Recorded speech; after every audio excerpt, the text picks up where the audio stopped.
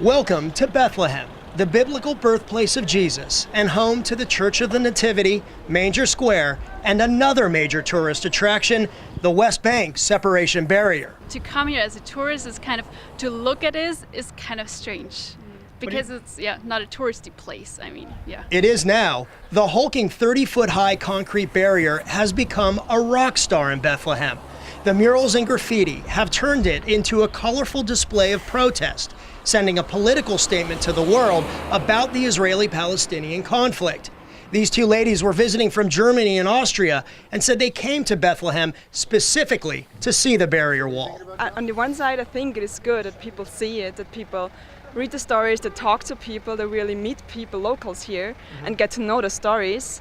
On the other side, of course, it's maybe bad if it's just done for making money and for it's another tourist attraction. One of the big tourist attractions is the hotel owned by the British graffiti artist known as Banksy. It's called the Waldorf Hotel, or pronounced Waldorf Hotel, and boasts the, quote, worst view in the world, yes, of the wall.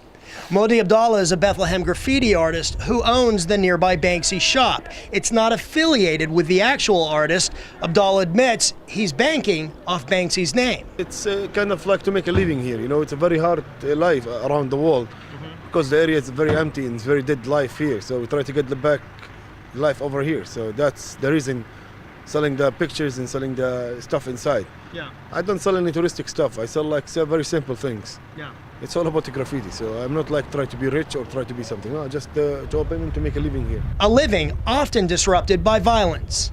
We are in here in an important position because when there's clashes or demonstration happening here, so it's like we are in the middle actually, in the middle. So we smell tear gas, we hear all the shots, we hear everything. Sure. It's like a very crazy area, you know, it's a very crazy area.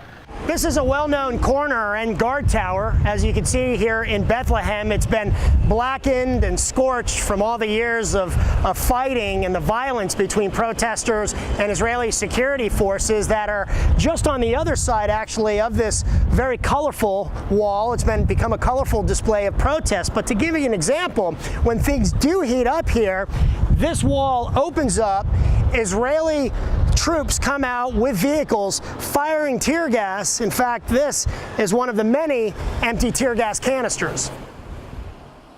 Even though the barrier has become a tourist destination, it isn't promoted by the city of Bethlehem or Ministry of Tourism and Antiquities. That's left up to the hotels, restaurants, tour groups, and tour guides like Allah Asakera, who is a taxi driver for the Waldorf Hotel. If you're talking with people about the church as the holy religious side, they said like, no, we're not interested. We like to see the wall, the graffiti, Banksy, artists, stuff like this. They are so happy with these things more than the religious side. Well, and you also got some free advertisement too. You did your own artwork there. Exactly. You're no Banksy. No, I'm not Banksy. I hope I'm Banksy. He also hopes the wall gets torn down one day, even though it helps him make a living, albeit not as much as Banksy. For now, this iconic symbol of protest will remain standing for all the tourists to admire, pose in front of, and even tag with their names. In Bethlehem, for the Media Line, I'm John Huddy.